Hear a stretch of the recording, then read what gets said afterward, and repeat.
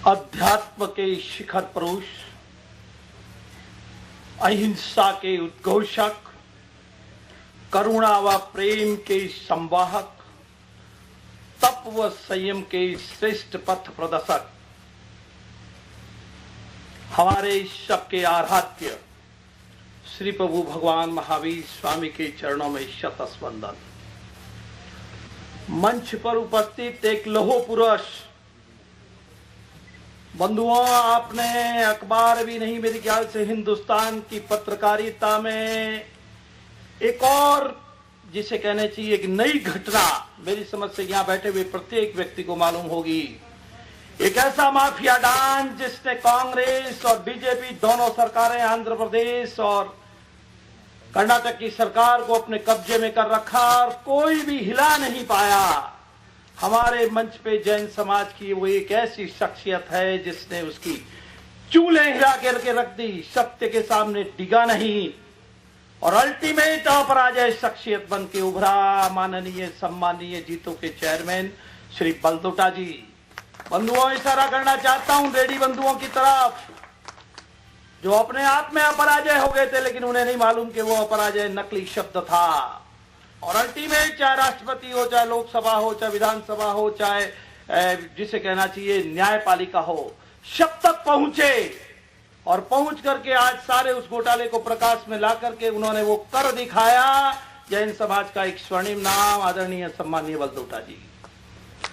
बंधुओं, जी तो एक समाज के उत्कर्ष का नाम है, एक विकास की ऐसी ओजस्वी हुंकार का नाम है और वैसी एक श्रेष्ठ कल्पना को साकार करने के लिए जिसने योद्धा के रूप में अपने तेवर को अपनाया है, जो है तो स्वयं उद्योगपति, बहुत शिष्ट और शालीन, लेकिन इस नई कल्पना को जैनों के समक्ष उत्पन्न एक नई ऊर्जा को नया आकाश देने के लिए, एक नया प्रभात देने के लिए, एक नया स्वर्णिम आलोक देने के लिए वो योद्धा आगे आया है हमारे बीच।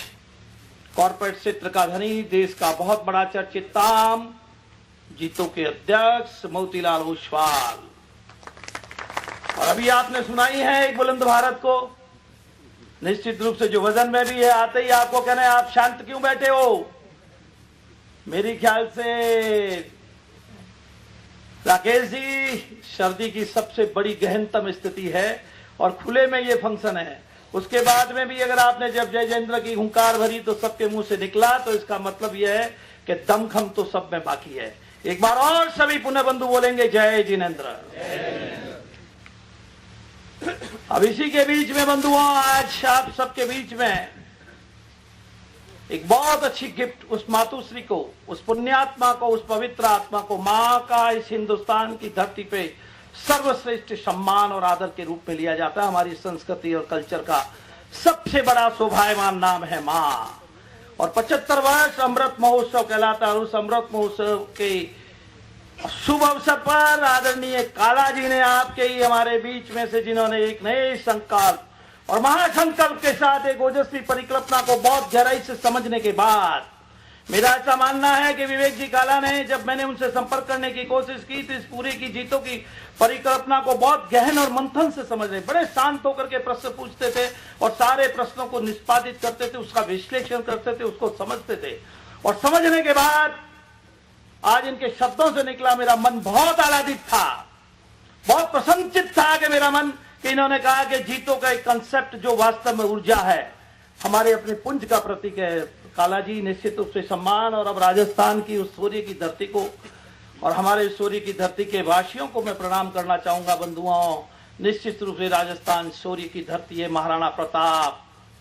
मेरे ख्याल से इतिहास कश्मीर से कन्याकुमारी और कच्छ से गुवाहाटी के बीच में अगर कोई एक तस्वीर जो पूरे देश में पसंद की जाती है, पूरे देश में जितने हजारों राजा महाराजा हुए हैं, लेकिन कोई भी तस्वीर लगाना पसंद नहीं करता, अगर सिर्फ 2 तस्वीर लगती है तो उसमें से एक महाराणा प्रताप है और एक वीर शिवा है। ये 2 तस्वीरें आपको पूरे हिंदुस्तान में मिलेगी। हिंदुस्तान के बाहर भी अगर किसी राष्ट्रीयता और राष्ट्र प्रेम की अखंडता किसी के दिलों में है तो ये तस्वीर उसके दिलों में रहती है। और वैसे उस नाम को साकार करने में अगर किसी व्यक्ति का सबसे बड़ा योगदान है कि राणा, तुम गुलामी की जंजीरों को एक्सेप्ट नहीं करोगे, 7 पीढ़ियों से मेरे पास जो धन, अकूत धन जमा है, वो सर्वस्व है आपकी सेवा और समर्पण के अंदर। आप अपराजय बनिए, जीत के आइए, लेकिन मेवाड़ मुगल सल्तनत के सामने सिर नहीं झुकाएगा। ये शब्द अगर किसी बंधु ने कहा था तो हमारे अपने बीच में से स्वधर्मी बंधु भामा शाह ने कहा था। बंधुओं, ठीक उसी प्रकार से राजस्थान के मेरे ख्याल से सचिवालय में आपने महसूस किया होगा, कोई जमाने में मेहता लगे थे, लोढ़ा लगा था, मुड़ोत लगा था, बंसाली लगा था, राका लगा था, भरा हुआ था। मुझे तो अनुभव है, मैं राजस्थान की धरती से उद्योगपति का रूप मैंने एक्सेप्ट किया है। पाली से मैं आता था सचिवालय में तो चारों तरफ हमारी तख्तियां लगी रहती थी, लेकिन वो कालखंड गया। उस कालखंड के पश्चात उसमें शून्यता का स्तर लगातार बढ़ता जा रहा है बंधुओं। लेकिन उस ऊंचाई को देने वाली वही शौर्य की धरती और हमारे इन वासुंदों को मैं निश्चित रूप से आज पुकारने आया हूं, आज एक आवाज देने आया हूं कि न्यायपालिका में जिनका वर्चस्व रहा है, और आज भी मेरे ख्याल से सुप्रीम कोर्ट में 3 जजेज हमारे राजस्थान की धरती से हमारे स्वधर्मी बंधु है। तो आज हम ये पुकारने आए हैं कि ये जीतो कंसेप्ट, जब जैनों की हजारों संस्थाएं हैं, सैकड़ों ट्रस्ट काम कर रहे हैं, खूब सेवा के काम कर रहे हैं, तो उन सब के बीच में से बंधुओं इस जीतो की क्या आवश्यकता थी? जीतो क्यों मना? उसकी कल्पना क्या? जीतो क्या चाहता है? जीतो की विचारधाराएं क्या है? जीतो की सोच क्या है?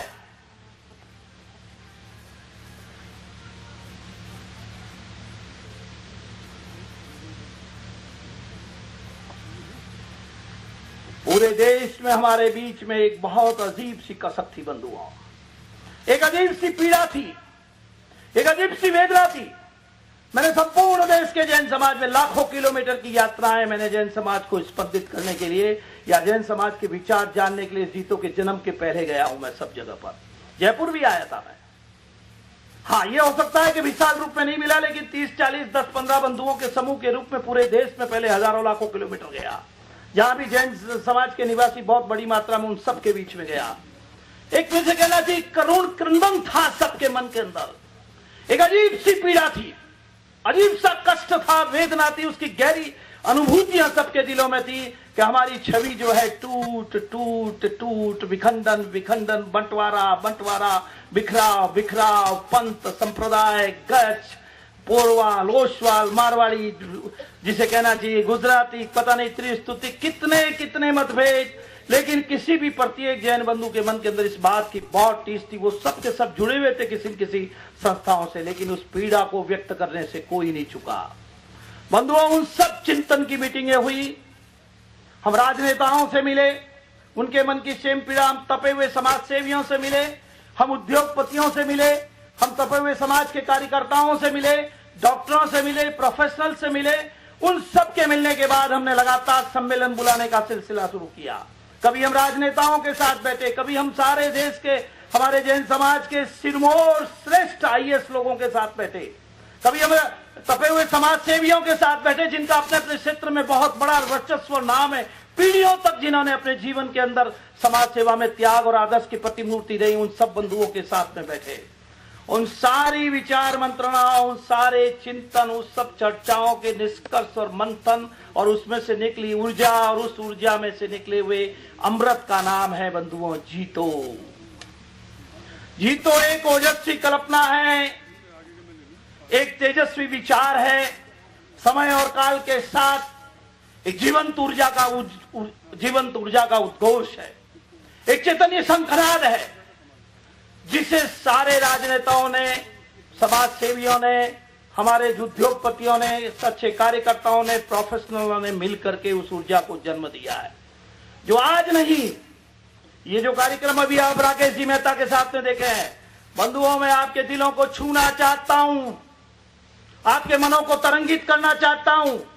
अगर आप इन सारे वस्तुओं को अगर गहराई से देखते हैं, और अगर ये सारे जितने आयाम जो जीतो ने लॉन्च किए हैं, ऐसे लॉन्च नहीं हुए हैं, 500-500 लोगों के बीच में हम ऐसी ऐसी जगह पर गए हैं जहां जाकर के हमने ब्रेन स्टॉर्म किया है। हमारा एक पक्षीय कार्यक्रम था कि केवल ब्रेन स्टॉर्म के जैन समाज को क्या चाहिए, ये जैन समाज कैसे आगे बढ़ेगा।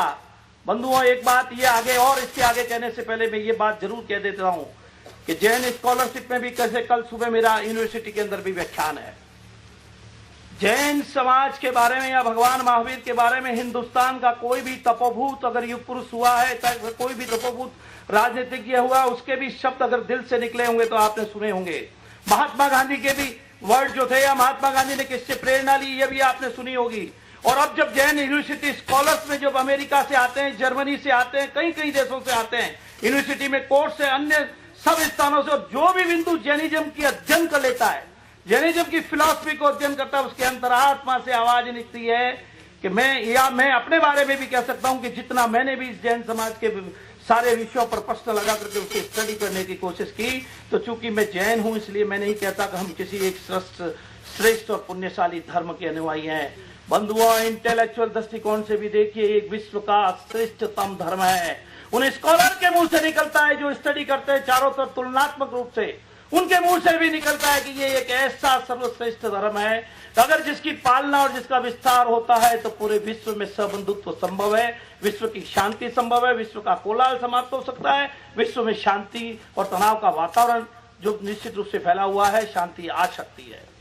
तो जैनिज्म में जन्म लेना, देखिए 100 जन्म के बाद बंधुओं मनुष्य का जन्म होता है, लेकिन जी तो एक ऐसी स्वयं स्फूर्त कल्पना का नाम है जो किसकी बपोती नहीं है। न यहाँ पर कोई पंथ है, न कोई गच्छ है, न कोई संप्रदाय है, न कोई दिगंबर है, न कोई श्वेतांबर है, न कोई पोरवाल है, न कोई ओसवाल है। यहाँ पर होगा केवल भगवान महावीर का अनुयायी और भगवान महावीर की देशना जो सार्वकालिक है, प्रासंगिक है, जो किसी की बपोती नहीं है, उसका वास्तविक स्वरूप को पुनर्जागरण करके और उनको मानने वाले अनुयायियों को एक रेस्पेक्टेबल और ऑर्नामेंटल स्थान के रूप में लेने के लिए बंधुओं जीतों का जन्म हुआ है। हमारे पास आंकड़े थे, जब हम अपने 500 लोगों के सम्मेलन बुनाए तो हमारे पास आंकड़ों का विशाल संग्रह था, जिसमें कहा गया था कि किस लोकसभा में कितने लोग थे, किस विधानसभा में कितने लोग थे। पश्चिम बंगाल जैसी विधानसभा के अंदर हमारे उप मुख्यमंत्री सम्मानित हुए हैं।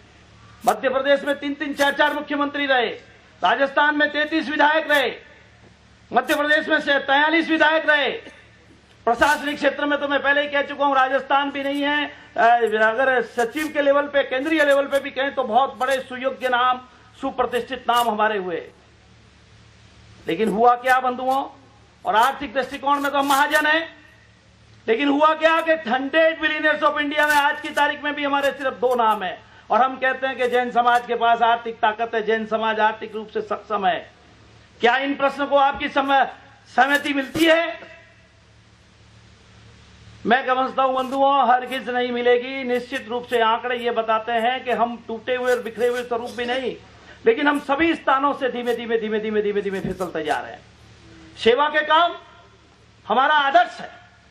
मैं समझता हूं कि महावीर इंटरनेशनल हमारी जैन समाज की जो सबसे बड़ी सेवा की संस्था है, आज 400 चैप्टर के माध्यम से सद्भाव का काम कर रही है, सेवा का अभूतपूर्व काम कर रहा है कि हमारे प्रति सद्भाव आए। लेकिन उस सब के बाद क्या? अल्टीमेट किसी भी समाज का आकलन होता है कि उसकी राष्ट्रीय लेवल पे क्या सहभागिता है, उसका क्या वर्चस्व है, क्या उनकी उल्लेखनीय उपलब्धियां हैं। बंधुओं, इन सब स्थितियों में हमारे शून्य की तरफ जो आगमन हो रहा था, उसको रोकने के लिए आज मैं आपसे ये बात बांटना चाहता हूं कि देश की ये एकमात्र और इकलौती और भविष्य की एक नई उज्जवल संस्था का जन्म आपके इस जयपुर में भी आज विधिवत रूप से हो चुका है, और धीमे धीमे राजस्थान पूरा झंकारित होगा। और यही एकमात्र ऐसा प्लेटफॉर्म है बंधुओं, जहां आईएएस के भी प्रशासनिक क्षेत्र जैन समाज के सुयोग्य, प्रतिभाशाली और ईमानदार व्यक्तियों से भरना चाहिए। आज भ्रष्टाचार इस देश की सबसे बड़ी समस्या है। जब इस मंच से यह आह्वान हुआ, 15 मिनट के अंदर 67 करोड़ रुपया इकट्ठा हो गया। 100 साल तक ये संस्था यशस्वी रहे, राजा की तरह बच्चे को पढ़ाए। राजा का बेटा कैसे पढ़ता है, उस तरीके से हम हमारे प्रतिभाशाली विद्यार्थियों को पढ़ाते हैं, और संपूर्ण निःशुल्क। अगर इस देश में कोई भी बंधु हमारा विदेश पढ़ना चाहे, कहीं भी आगे जाना चाहे, उसमें प्रतिभा होनी चाहिए, सुव्यवस्थित संस्कार होना चाहिए, उसके माँ और बाप के मन में ये इच्छा होनी चाहिए कि मेरा बच्चा प्रतिभाशाली, लेकिन पैसे के अभाव में मैं उससे पढ़ा नहीं पा रहा हूं। बंधुओं, जीतों ने एक ये महासंकल्प और जय घोष किया है। ऐसा कोई भी बंधु जो देश के शीर्ष प्रशासनिक क्षेत्र में जाना चाहे, अगर ऐसा कोई भी बंधु विश्व की कितनी भी ऊंची शिक्षा को पढ़ना चाहे, जीतों में आए, उसका स्वागत है। उसके शिक्षा के लिए सारा प्रबंध हिंदुस्तान के जैन समाज में मैंने कहा ना, जन्म लेना दुर्लभ है, इसे जीतों ने सार्थक और साकार कर दिया है। आगे जब होगा अब गौरव का काम होगा। लेकिन आज हम ये खुले रूप से कहना चाहते हैं, आपके संपर्क में भी राजस्थान के दूर दराज देहात में अगर कोई भी बच्चा है और अगर वो प्रतिभाशाली और उसे पढ़ना है तो उसके पैसे का अभाव नहीं होगा, चाहे वो 20 लाख है, चाहे 10 लाख है, चाहे 50 लाख है। और चाहे अगर उसे प्रशासनिक क्षेत्र में जाना है तो राजा की तरह पढ़ाएंगे हम लोग। हमारे पूर्व अधिकारी जाकर के उनके साथ बैठते हैं, जो रिटायर्ड है वो बैठते हैं, जो मध्यम है, प्रौढ़ है, जो 20 साल सर्विस में हो गए वो उनके साथ, जिसे कहना चाहिए कि उसके साथ में बैठ करके उसे शिक्षा देते हैं कि कैसे पास होना है इंटरव्यू के अंदर। जो नए बच्चे जो नियुक्त हुए वो भी जाकर के बैठते हैं। इस प्रकार का ओरिएंटेशन जीतों के अलावा इस हिंदुस्तान की किसी भी संस्था में नहीं है। मतलब संपूर्ण बुद्धिमत्ता के साथ रचना की गई है। इन सारे कार्यक्रमों को ऊंचाई में आने के बाद ये बिल्कुल तय हो जाएगा बंधुओं कि हमारी जो जिसे कहने की बेचारगी की स्थिति है वो निश्चित रूप से एक सम्मानजनक स्थिति में पड़ गई है। हम कोई भी देखिए जुलूस नहीं निकलना चाहते, हम किसी भी तरह के जयघोष के नारों के साथ में किसी जनता या पूरे राष्ट्र को स्पंदित नहीं करना चाहते, लेकिन हम एक सुलझी हुई रणनीति के माध्यम से, एक नीति पूर्वक माध्यम से चुपचाप इस मानवता के महान पुण्यशाली धर्म के अनुयायियों को उस शीर्ष और गौरवशाली स्थान पे ले जाना चाहते हैं। 1.5% अमेरिका के अंदर यहूदी है, लेकिन कंप्लीट सीओ, कंप्लीट राजनीति, कंप्लीट औद्योगिक घराने, कंप्लीट व्यवसायिक घराने। आपको आश्चर्य होगा कि इजराइल की एक छोटी सी चीज को बचाने के लिए अमेरिका के प्रत्येक वासी पे $1500 का कर्ज लादा जाता है। और वो क्यों लादा जाता है कि सिर्फ 1.5% यहूदियों का इशारा है कि इजराइल हर हालत के अंदर सम्मान से रहना चाहिए। हमारी अपनी धरती है, पूरा अमेरिका का प्रत्येक व्यक्ति $1500 का कर्ज इजराइल को सहायता देने के लिए देता है। हम लोग वो चाहते हैं कि हम शक्ति संपन्न चुपचाप बन जाए, हमारी बिखराव की छवियां तमाम समाप्त हो जाए, हर क्षेत्र में हम ऊंचाई हासिल करें। ये एक नया सपना है बंधुओं, रियली चैतन्य संकलाद है, ऐसी जीवंत ऊर्जा का उद्घोष है कि जिसके माध्यम से हम आने वाली पीढ़ी को जीतो कल्पना है सदियों तक की। जीतो आज की और कल की कल्पना नहीं है, आप चले जाएंगे, लेकिन जीतो एक स्वयं स्फूर्त आंदोलन के रूप में आगे बढ़ेगा और पूरा देश इसे सम्मान दे रहा है। एकमात्र ये संस्था है बंधुओं की जैन समाज के जितने स्टार उद्योगपति है, लगभग 80% उद्योगपति इस मंच के तले स्वतः आए हैं। इस बार पुणे में जब आह्वान हुआ कि हमारे बच्चों के लिए, क्योंकि देखिए कोई भी समुदाय का विकास होगा शिक्षा के अंदर, प्रशासन के अंदर और राजनीति के अंदर और उद्योग क्षेत्र में, आर्थिक क्षेत्र में, तभी जाकर के वो शीर्ष स्थान प्राप्त पाएगा। जीतो इन सारे चारों स्थानों को बहुत सुव्यवस्थित तरीके से संचालित करता है और इसका परिणाम है, राजेश जी ने कहा है, या जैन समाज से संबंधित कोई भी गतिविधि अगर मुंबई में होती है तो हमारे जीतों से निकले हुए अधिकारी इतने बढ़िया पदों पर है कि बंधुओं स्वतः। और एक बात मैं आपको कहना चाहता हूं, इसमें कोई बुराई नहीं है। मीणा को निश्चित रूप से सहायता करता है, यादव को निश्चित रूप से सहायता करता है, बहुजन समाज पार्टी बहुजन को सहायता करता है। हर व्यक्ति ने जिन्होंने अपने संगठन या अपने आप को मजबूत बनाया वो निश्चित रूप से लाभ लेने में सफल हुए हैं। एकमात्र जैन समाज ही ऐसा था जो इस सारी स्थितियों में पीछे था, लेकिन वो काल गया। आज जीतों के रूप में इन पदाधिकारियों के साथ मैं आपके साथ जयपुर में ये विश्वास बांटने आया हूं कि वो काल गया। आज हमारा पूरे हिंदुस्तान के प्रशासनिक अधिकारियों में एक भाव आ गया है कि हम जिस कुल के हैं, अगर उस कुल के हमारे बंधु अगर आगे बढ़ते हैं तो हमको आगे बढ़ करके सम्मान और उन्हें साहस देना चाहिए। मैं इस मंच से वो चीजें नहीं बांटूंगा, लेकिन व्यक्तिगत रूप से अगर कोई मेरे सामने आएगा तो मैं आपको वो सारी चीजें बांटूंगा। जीतों के कितने बड़े परिणाम सामने आने शुरू हो गए हैं। तो बंधुओं, मैंने एक जीतों की कल्पना को बहुत संक्षिप्त रूप में, क्योंकि राकेश जी बहुत आगे बड़े रूप में आपसे बता चुके थे, संक्षिप्त रूप में मैंने आपको आगे बता दिया है। और जीतों की सामूहिकता को सत्व देने के लिए आपके साथ मैं ये आह्वान करने आया हूं। और बर्डिया जी ने जो आज जिम्मेवारी ली है, मैं इनके प्रति कृतज्ञ हूं कि जब मैंने उनसे बात की उन्होंने केवल ये कहा, शांति भाई ये काम होगा, लेकिन मुझे थोड़ा वक्त दीजिए, मैं एक आध आपके सम्मेलन में आ जाता हूं। बर्डिया जी आए इस बार अहमदाबाद आकर के मैंने उनको महसूस किया कि वो और काला जी बिल्कुल अलग थलग बैठे रहते थे, लेकिन पूरी चीज को बहुत बारीकी से समझ रहे थे कि निश्चित रूप से मेरे लायक मंच है कि नहीं है। मैं उस चीज को महसूस कर रहा था। लेकिन मुझे ये खुशी है कि जीतों में अगर कोई सही माने में अगर बिल्कुल निर्मल और मौलिक विचारधारा के साथ अपने मन के खुलेपन से, अगर निष्पक्ष आकलन के साथ अगर जीतों की अगर किसी विचारधारा को समझने वाला एक भी व्यक्ति इस जीतों पर छोटा सा दाग भी लगा नहीं सकता बंधुओं, छोटा सा दाग भी किसी भी दृष्टिकोण से। अगर ये जैन समाज का कोई एक भी व्यक्ति गांव में रहने वाला, कस्बों में रहने वाला, शहर में रहने वाला, प्रशासन में रहने वाला, उद्योगपति, राजनेता, चाहे प्रोफेशनल, किसी के मन में भी जीतों में आने के प्रति कोई संकोच हो नहीं सकता। बाकी किसी भी देश की संस्था, जैन संस्था, उसमें किसी को भी जाने से पहले कोई प्रश्न हो सकता है, मैं दिगंबर हूं, मैं वो हूं, मैं वो हूं, कहीं ना कहीं कुछ ना कुछ प्रश्न आ सकता है। लेकिन ये एकमात्र संस्था ने ऐसा जन्म लिया है, ये ऐसी ओजस्वी और तेजस्वी परिकल्पना ने जन्म लिया जिसमें कोई संकोच नहीं हो सकता। अब बारी है आप सब लोगों की, कार्यक्रम आगे बढ़ चुके हैं, उसके परिणाम भी आने शुरू हो गए हैं और ये निश्चित है कि वो यहूदियों वाला स्थान इस हिंदुस्तान में, इस दुर्लभ जाति में जन्म लेने वाले बंधुओं को मिलेगा। बिना किसी आक्रमण के मिलेगा, बिना किसी होल्ले से मिलेगा, बिना किसी दुस्साहस से मिलेगा। लेकिन उसकी समीक्षा नहीं करें आप लोग भी और बड़ी ओजस्विता के साथ आगे आए, क्योंकि इस मंच पे बैठने का मौका, जैसे मैं हूं, मैं क्लियर कर कहता था पूरे देश के अंदर जाकर के, इस मंच से 2 बार से ज्यादा शांतिलाल जी का चेहरा आपको कभी देखने को नहीं मिलेगा।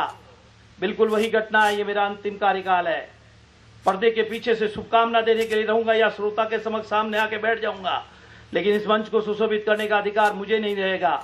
तो ऐसी जीवंत कल्पना है कि इसका एक भी प्रश्न किसी भी, मेरे ख्याल से सारे प्रबुद्ध बंधुजन यहाँ बैठे हुए हैं, सारी संस्थाओं के प्रमुख लोग बैठे हुए हैं, कोई भी प्रश्न देश के हर कोने में बड़े से बड़े उद्योगपति ने इसे समझने की कोशिश कर ली है और खुल के सामने आया है।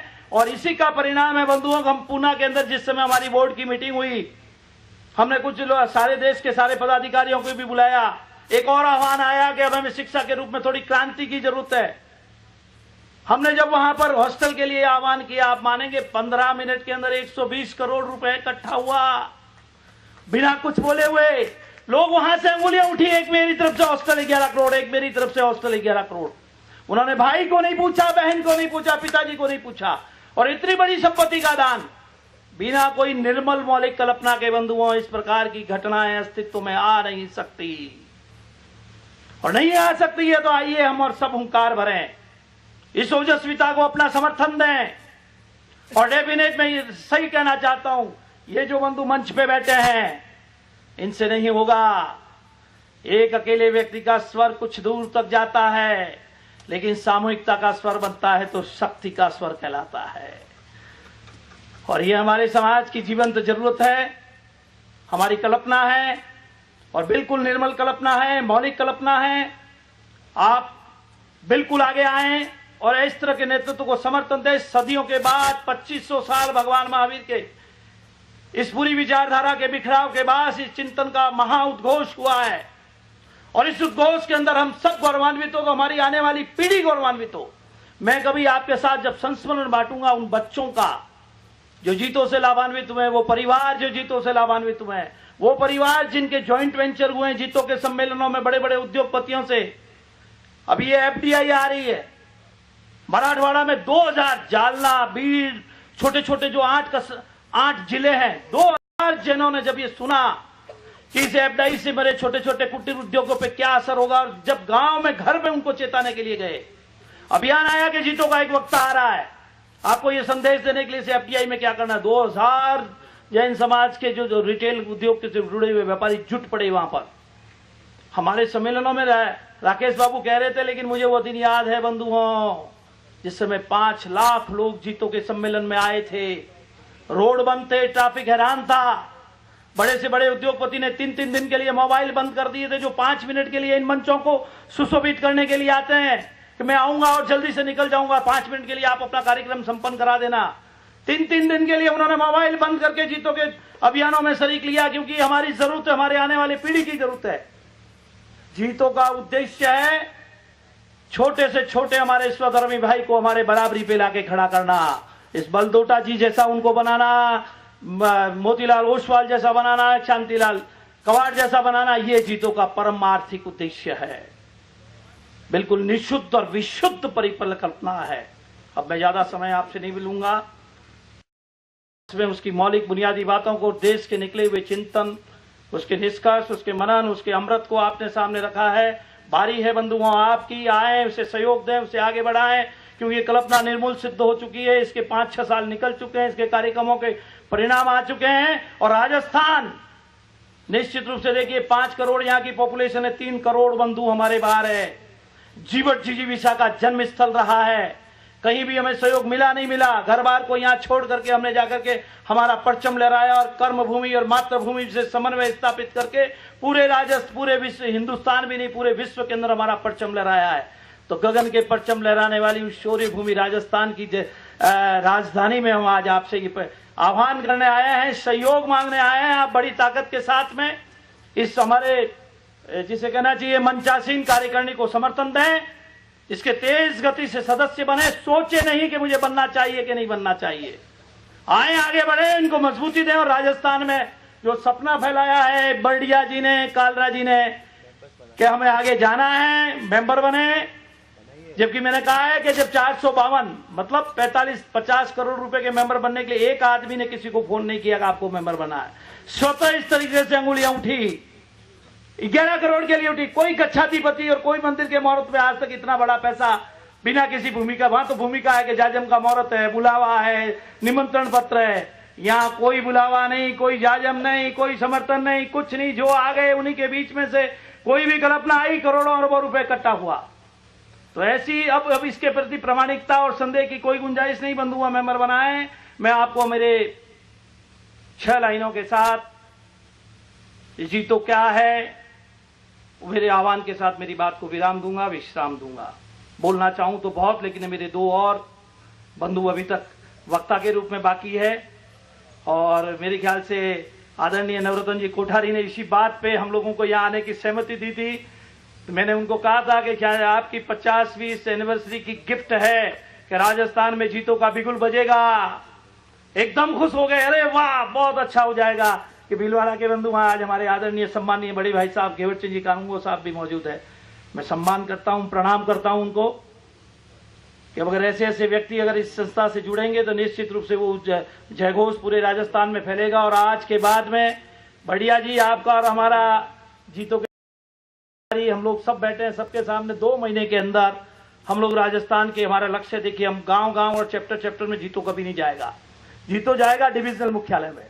पूरे हिंदुस्तान में सिर्फ 63 चैप्टर बनाने हैं, इससे ज्यादा हम नहीं बनाएंगे। जिलों के लोग आकर के जयपुर में मेंबर बनेंगे, जो जयपुर के आसपास के जिले हैं। लेकिन जीतो आम आदमी तक इतनी तेज गति से पहुंचेगा। आज भी जीतो के 28 चैप्टर है, लेकिन मध्य प्रदेश और छत्तीसगढ़ के छोटे से छोटे गांव, महाराष्ट्र के छोटे से छोटे गांव में जीतो जा चुका है, स्पंदित कर चुका है। वहां के बच्चे आते हैं IAS बनने के लिए, वहां के बच्चे आते हैं पढ़ने के लिए, वहां के बच्चे आते हैं उद्योग और व्यापार के लिए। हम एप्लीकेशन देखते हैं तब दंग रह जाते हैं कि जीतो इतनी तेज गति से गांव में फैल गया। मौखिक पब्लिसिटी के माध्यम से पूरे हिंदुस्तान की जनता को, जैन समाज को यह स्पंदित कर चुका है। कोई भी व्यक्ति, मैं समझता हूं, थोड़ा सा भी अगर प्रखर जानकार और बुद्धिजीवी चिंतन का है तो जीतो उसकी आवाज तक पहुंच चुका है। अब मेंबर बनने के लिए आह्वान है, आप आइए। अब मैं मेरी 4 पंक्तियों के साथ बात को विश्राम देता हूं। हम सबको मिलकर एक दिन कर नया उगाना है। जीतों के इस गौरवशाली ध्वज को गगन की ऊंचाइयों तक फहराना है। तो मित्रों, निश्चित है कि दिगंत की फिजाएं नई क्रांति के नगमे गाएगी। हमारे आने वाली पीढ़ी हमें धन्यवाद देगी कि एक जो टूटन की तस्वीर को एक बेसी जीवन प्रभात और आलोक में बदलने वाले स्टार्ट में जो मेंबर बने हैं वो नींव के पत्थर कहलाते हैं। नींव के पत्थरों के बाद आलीशान इमारतें बनती है। बंधुओं, इस समय जो मेंबर बनेंगे, इस समय जो इस क्रांति को हाथों हाथ लेंगे, इस समय इस क्रांति की मसाल को लेकर के जो पूरे राजस्थान में जैन समाज को जगाने जाएंगे, जो सूर्य के प्रतीक है, सुसुप्त थी लेकिन राजस्थानियों का कोई मुकाबला नहीं। और अब जीतो यहाँ पहुंचा है, यहाँ की बिगुल को आप आगे ले जाएं तो मित्रों, निश्चित है दिग्दिगंत की फिजाएं नई क्रांति के नगमे गाएगी। और आप सबका